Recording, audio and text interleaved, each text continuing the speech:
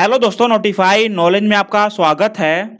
और फ्रेंड, आज हम लोग बात करने वाले हैं यूपी स्कॉलरशिप 2023-24 के बारे में। फ्रेंड, यहाँ पे बहुत सारे कैंडिडेट ऐसे हैं जो जनरल, ओबीसी, माइनॉरिटी कास्ट से बिलोंग करते हैं और ये लोग लगातार कमेंट करें कि सर हमारी स्कॉलरशिप जो है अभी तक नहीं आई है, आएगी या फिर नहीं आएगी, आएगी तो कब तक आएगी। तो यहाँ पे कंप्लीट इन्फॉर्मेशन आप लोग के लिए बताया जाएगा। इसके अलावा बहुत सारे कैंडिडेट ऐसे हैं, चाहे वो प्री मैट्रिक के होंगे, चाहे पोस्ट मैट्रिक इंटर के होंगे, चाहे post matric other than inter के होंगे, उनका एक ही क्वेश्चन आ रहा था कि सर हमारा जो स्कॉलरशिप का अमाउंट है कितना आएगा। ठीक है ना, इसके बारे में भी आपको बताया जाएगा कि आप कोई भी कोर्स कर रहे होंगे, आपका जो स्कॉलरशिप का अमाउंट है कितना आता है, कितना आने वाला है। ठीक है ना, और यहाँ पे भी बहुत सारे कैंडिडेट ऐसे हैं जिनके करंट स्टेटस में अभी भी पेंडिंग या फिर सस्पेक्ट वाला रीजन शो कर रहा है। तो ये छात्र भी कमेंट कर रहे थे कि सर अभी तक हमारे फॉर्म को वेरीफाइड नहीं किया गया है, हमारा फॉर्म वेरीफाइड होगा या फिर नहीं होगा, होगा तो कब तक होगा और क्यों इतना डिले हो रहा है। कंप्लीट इन्फॉर्मेशन वीडियो में आपको मिल जाएगा। आप लोगों से रिक्वेस्ट रहेगा, अगर आप लोग नए होंगे या फिर मेरे चैनल पे पहली बार आए होंगे तो प्लीज इस वीडियो को लाइक शेयर कीजिएगा, नए होंगे तो चैनल को जरूर सब्सक्राइब कीजिएगा।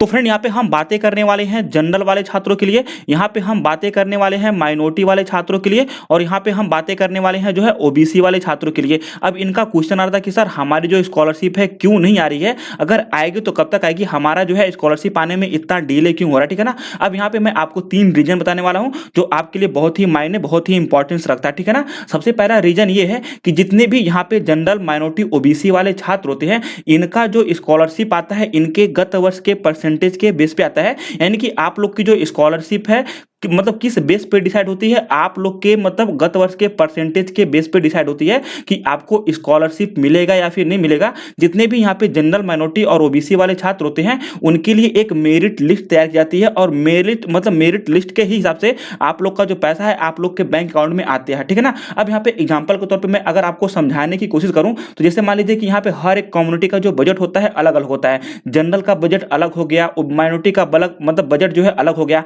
ओबीसी का जो बजट है ये मतलब अलग होता है। अब एग्जांपल के तौर पे मान के चलिए कि जो ओबीसी वाले कैंडिडेट है, जितने भी यहाँ पे ओबीसी वाले कैंडिडेट हैं सबके लिए एक ही बजट होता है। तो एग्जांपल के तौर पे आप लोग मान के चलिए अगर ओबीसी वाले कैंडिडेट को यहाँ पे 2400 करोड़ रुपए, ठीक है ना, 2400 करोड़ रुपए का बजट यहाँ पे रखा गया है। तो अब आप लोग का क्या होता है कि यहाँ पे जो है समाज कल्याण विभाग ये डायरेक्ट लखनऊ ही डिसाइड करती है किसको स्कॉलरशिप देना है। जो परसेंटेज क्राइटेरिया है ये जो है मतलब लखनऊ के द्वारा ही डिसाइड किया जाता है। तो यहाँ पे जैसे मान लीजिए ओबीसी वाले छात्रों के लिए 2400 करोड़ रुपए का बजट पास हुआ है। अब ये लोग क्या करेंगे, यहाँ पे जितने भी कैंडिडेट होंगे मतलब ओबीसी वाले, उनका पहले क्या करेंगे कि 80% वाले छात्रों को जो है एक क्राइटेरियम डालेंगे। ठीक है ना, तो एक बार जो है 80% वाले छात्रों को यहाँ पे रखेंगे। जितने भी यहाँ पे ओबीसी वाले छात्र होंगे, यूपी स्कॉलरशिप का फॉर्म भरे होंगे, तो 80% पे एक बार मतलब क्राइटेरिया डिसाइड करेंगे। उसके बाद देखेंगे हमारे पास जो है कितना यहाँ पे बजट बचेगा। ठीक है ना, फिर इसको जो है एक बार डाउन करते हैं, मान के चलिए यहाँ पे फिर 70% कर दिए। ठीक है ना, 70% करने के बाद फिर यहाँ पे ये लोग देखते हैं कि कितना हमारे पास बजट बढ़ता है। अगर जैसे जैसे इनका मतलब जो बजट है बढ़ता जाता है वैसे मतलब जो क्राइटेरिया है, जो परसेंटेज का क्राइटेरिया है ये डाउन होता जाता है। ये सभी छात्रों के लिए है जो जनरल, माइनॉरिटी, ओबीसी वाले छात्र मतलब हैं। तो आप लोग के यहाँ पे बजट के अकॉर्डिंग जो है आप लोग का जो क्राइटेरिया है गत वर्ष का परसेंटेज को देख के यहाँ पे डिसाइड होता है। तो यहाँ पे आप लोग का आते थे, जैसे मान लीजिए यहाँ पे 55%, ठीक है ना, जितने ओबीसी वाले छात्र हैं 55% पे आते आते जो इनका बजट है 2400 करोड़ रुपए का बजट यहाँ पे खत्म हो गया। तो जितने भी 55% या तो उससे ऊपर वाले कैंडिडेट रहेंगे सबकी स्कॉलरशिप जो है एक दिन मतलब एक ही दिन में पूरा ट्रांसफर कर जाएगी। दोबारा आपको मौका नहीं मिलेगा। दोबारा आपकी स्कॉलरशिप कब आएगी, मतलब 55% से जो है डाउन कब होगा, जब यहाँ पे गवर्नमेंट दोबारा आप लोग के लिए बजट यहाँ पे जारी करेगी, समाज कल्याण विभाग को दोबारा बजट देगी। ठीक है ना, तभी ये मतलब जो क्राइटेरिया ये कम होगा, वरना एक ही बार आप लोग का जो क्राइटेरिया है डिसाइड होता है। अगर एक बार जो है 55% या फिर उससे ऊपर वाले छात्रों का स्कॉलरशिप आना स्टार्ट हो गया तो उससे कम नहीं होता है। ठीक है ना, कम कब होगा, जब यहाँ पे मतलब यूपी गवर्नमेंट समाज कल्याण विभाग को यहाँ पे बजट देगी, बोलेगी कि आप जो है ओबीसी वाले छात्रों को यहाँ पे मैं 30 करोड़ बजट दे रही हूँ, 40 करोड़ रुपए और एक्स्ट्रा मैं दे रहा हूँ, आप लोग जो है परसेंटेज को कम करके और बच्चों को यहाँ पे इसका लाभ दीजिए, तो ही हो सकता है। ठीक है ना, तो पहला कंडीशन ये है कि आप लोग का मेरिट यहाँ पे अभी तैयार हो रहा होगा, इस वजह से आप लोग का जो अमाउंट है स्कॉलरशिप का अभी यहाँ पे आया नहीं होगा। ठीक है ना, अब सेकंड यहाँ पे पॉइंट ये है कि बहुत सारे अभी छात्र ऐसे हैं जिनके फॉर्म को समाज कल्याण विभाग के द्वारा वेरीफाइड नहीं किया गया है, उनके करेंट स्टेटस में पेंडिंग या तो सस्पेक्ट वाला रीजन कंफ्यूजन शो कर रहा है, ठीक है ना। अब आप लोग कहेंगे सर उससे क्या मतलब है, हमारा फॉर्म तो यहाँ पे वेरीफाइड हो गया है, हमारी स्कॉलरशिप तो आनी चाहिए। तो स्कॉलरशिप कैसे आएगी, जब आपका मेरिट यहाँ पे डिसाइड होगा। अब मेरिट कब डिसाइड होगा, जब सारे छात्र का फॉर्म वेरीफाइड हो जाएगा या तो रिजेक्ट हो जाएगा। अब ऐसा नहीं है कि मतलब ओबीसी वाले छात्र बहुत सारे ऐसे हैं जिनका अभी पेंडिंग हो रहा है या फिर सस्पेक्ट हो रहा है, तो ये मतलब अभी मतलब यहाँ कंपटीशन से बाहर नहीं है। जिनका अभी पेंडिंग या फिर सस्पेक्ट हो रहा है वो अभी भी कंपटीशन में बने हुए हैं, ठीक है ना। जब तक उनके फॉर्म को वेरीफाइड या फिर रिजेक्ट नहीं कर जाता तब तक यहाँ पे क्लियर नहीं होता कि आप एलिजिबल हैं या फिर एलिजिबल नहीं है, ठीक है ना। तो यहाँ पे बहुत सारे कैंडिडेट ऐसे हैं ओबीसी जनरल माइनॉरिटी वाले जिनके फॉर्म को समाज कल्याण विभाग के द्वारा वेरीफाइड नहीं किया गया, तो मे भी यहाँ पे 2-4 दिन के अंदर अगर उनके फॉर्म को वेरीफाइड कर जाता है तो उनको भी यहाँ पे क्राइटेरिया में डाल के जो है परसेंटेज क्राइटेरिया देखा जाएगा और यहाँ पे लिस्ट तैयार करके जो है आप लोग की स्कॉलरशिप दी जाएगी, ठीक है ना। ये था सेकंड पॉइंट। थर्ड पॉइंट जो है सबसे इंपॉर्टेंट और सबसे लास्ट पॉइंट है, जिसके लिए मैं आपको एक नोटिस भी दिखाना चाहूंगा। तो फ्रेंड यहाँ पे आप लोग देख सकते हैं, यहाँ पे सामान्य वर्ग, अन्य पिछड़ा वर्ग और अल्पसंख्यक वर्ग के लिए जो है यहाँ पे पहले ही टाइम टेबल जारी किया गया था। अब टाइम टेबल के माध्यम से मैं आपको नीचे दिखाने की कोशिश करता हूँ यहाँ पे क्या बताया गया, ठीक है ना। ये पूरा का पूरा टाइम टेबल था। अब टाइम टेबल में यहाँ पे क्या बताया गया है, सबसे नीचे अगर मैं आपको लेके आऊँ तो यहाँ पे आपको एक डेट मतलब डेट दिखाने की कोशिश करता हूँ। यहाँ पे आप लोग अगर डेट देखेंगे तो यहाँ पे क्या लिखा हुआ है, 22 मार्च 2024, ठीक है ना। तो यहाँ पे जितने भी जनरल ओबीसी माइनॉरिटी वाले कैंडिडेट हैं उनकी जो स्कॉलरशिप है ये लास्ट डेट जो है यहाँ पे 22 मार्च 2024 तक रखी गई है। यानी कि जितने भी यहाँ पे जनरल ओबीसी माइनॉरिटी वाले कैंडिडेट हैं उनका जो स्कॉलरशिप का अमाउंट है 22 मार्च तक या तो उससे पहले पहले उनके बैंक अकाउंट में आएगा। तो इसका भी रीजन भी आप लोग का हो सकता है। तो जितने भी कैंडिडेट हैं अभी थोड़ा सा धैर्य और सब्र बना के रखे, आप लोग का जो पैसा है 22 मार्च तक या तो उससे पहले पहले कभी भी आप लोग के बैंक अकाउंट में ट्रांसफर किया जा सकता है। जब भी यहाँ पे ट्रांसफर किया जाएगा, जब भी कुछ न्यूज नोटिस आएगी चैनल के माध्यम से आपको यहाँ पे प्रोवाइड कर दिया जाएगा, ठीक है।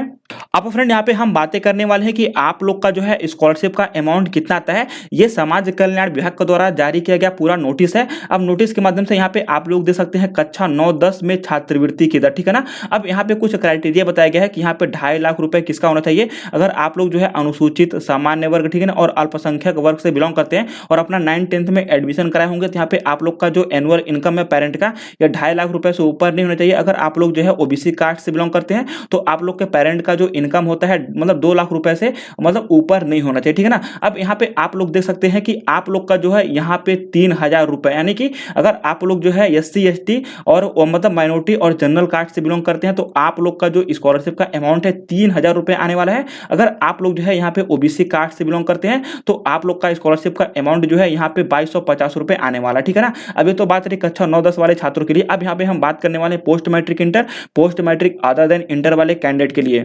तो फ्रेंड यहाँ पे आप लोग देख सकते हैं, यहाँ पे बात की गई है SC और ST वाले कास्ट के लिए इनका जो एनुअल इनकम होना चाहिए पेरेंट का 2.5 लाख रुपए से ऊपर नहीं होना चाहिए, उससे कम ही होना चाहिए। अब यहाँ पे कुछ पॉइंट आप लोग देख सकते हैं, जैसा कि मैंने आपको पहले ही बताया है। देखिए यहाँ पे क्या लिखा गया है, यहाँ पे एक क्राइटेरिया तो ये हो मतलब ये है, अगर आप लोग जनरल ओबीसी माइनॉरिटी कास्ट से बिलोंग करते हैं तो आपके जो पेरेंट का एनुअल इनकम होना चाहिए 2 लाख रुपए से ऊपर नहीं होना चाहिए, ठीक है ना। अब यहाँ पे क्या बताया गया है कि सामान्य वर्ग उपलब्ध बजट की सीमा तक निर्धारित वरीयता अनुसार, ठीक है ना। अब यहाँ पे आप लोग देखेंगे कि सामान्य वर्ग, पिछड़ा वर्ग, अल्पसंख्यक वर्ग में एक पॉइंट यहाँ पे कॉमन है कि उपलब्ध बजट की सीमा तक निर्धारित वरीयता अनुसार, ठीक है ना। इसका मतलब यह है कि बजट के अनुसार ही आप लोग की छात्रवृत्ति दी जाएगी। और यहाँ पे वरीयता क्रमानुसार का मतलब ये होता है कि आप लोग के परसेंटेज के हिसाब से, जो मैंने आपको इसके पहले ही समझा दिया है कि आप लोग का जो स्कॉलरशिप है आप लोग के यहाँ पे गत वर्ष के परसेंटेज के हिसाब से आएगा। आप लोग के लिए एक मेरिट तैयार की जाएगी, तो उसी के बारे में यहाँ पे बताया गया, ठीक है ना। अब यहाँ पे अगर मैं थोड़ा सा स्क्रॉल डाउन करके नीचे आता हूँ तो यहाँ पे पूरा का पूरा एक मतलब एक साइड में आप लोग देखेंगे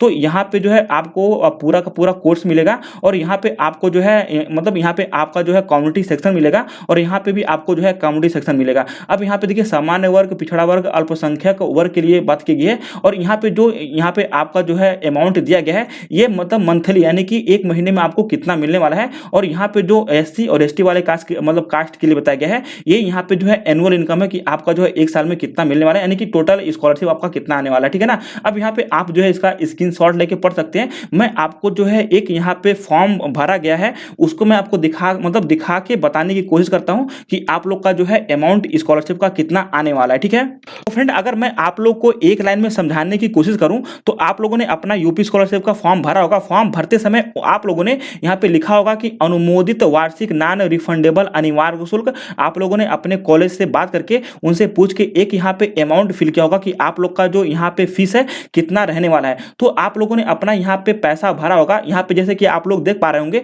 यहाँ पे 30,000 रुपए फिल किया हुआ, ठीक है ना। अब जितने भी छात्र यहाँ पे अपना जो है फीस फिल किए होंगे उससे कम आप लोग का पैसा जो स्कॉलरशिप का है ये नहीं आने वाला, ठीक है ना। जितना आप लोगों ने यहाँ पे फिल किया होगा उतना आप लोग का स्कॉलरशिप का अमाउंट आता है। और बहुत सारे कोर्स ऐसे हैं जो यहाँ पे इससे ज्यादा भी आते हैं, जैसे यहाँ पे बीएड का होगा तो यहाँ पे जैसे मान लीजिए ये बीएड सेकंड ईयर का है तो यहाँ पे 30,000 फिल हुआ है, तो ये 30,000 रुपए मतलब 30,000 रुपए से ऊपर ही आप लोग का जो स्कॉलरशिप का अमाउंट है आने वाला, ठीक है ना। अगर यहाँ पे मोटी मोटा ले तो जितना आप लोगों ने अपना फीस यहाँ पे फिल किया होगा उससे ज्यादा ही आप लोग का जो है छात्रवृत्ति मतलब इस सत्र आने वाली है, ठीक है।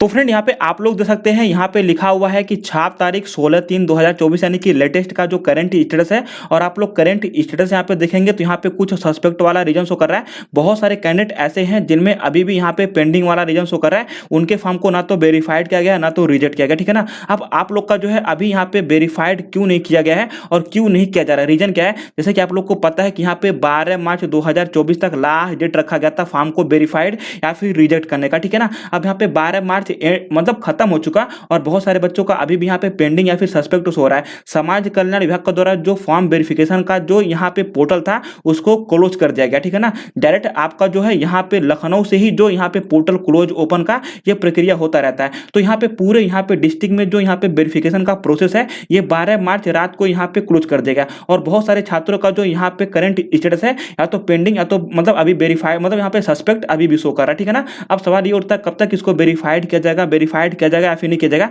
देखिए मैं आपसे कह देता हूं कि यहाँ पे जब तक यहाँ पे मतलब जो लखनऊ है जो लखनऊ का समाज कल्याण विभाग है, अगर जब तक आप लोग का यहाँ पे मतलब यहाँ पे पोर्टल ओपन नहीं करेगा, ठीक है ना, समाज कल्याण विभाग के लिए पोर्टल ओपन नहीं होगा फॉर्म वेरिफिकेशन का, तब तक आप लोग के फॉर्म को वेरीफाइड नहीं किया जाएगा। तो आप लोग को मतलब कुछ भी करने की आवश्यकता नहीं है, आप लोग परेशान मत होइए। जब भी यहाँ पे समाज कल्याण विभाग के द्वारा वेरिफिकेशन का पोर्टल ओपन होगा तो समाज कल्याण विभाग में हर एक डिस्ट्रिक्ट के द्वारा जो है जहां भी पेंडिंग होंगे जहां भी सस्पेक्ट होंगे वो अपने एंड से यहाँ पे वेरीफाइड या फिर रिजेक्ट करना रहेगा, रिजेक्ट कर देंगे, ठीक है ना। तो आपको परेशान होने की आवश्यकता नहीं। मैं भी यहाँ पे 2-3 दिन के अंदर अंदर हो सकता है कि सोमवार को जो है आप लोग का यहाँ पे ये प्रक्रिया एंड की जाए। हो सकता है कि सोमवार से आप लोग का जो वेरिफिकेशन की प्रक्रिया है जो पोर्टल है ओपन किया जाए, ठीक है। तो फ्रेंड ये रही कंप्लीट इन्फॉर्मेशन। में भी इन्फॉर्मेशन आपको अच्छी लगी होगी, वीडियो पसंद आई होगी। इसके अलावा कुछ डाउट हो कुछ प्रॉब्लम हो कमेंट कीजिएगा। मिलते हैं नेक्स्ट वीडियो में। Thank you and keep watching.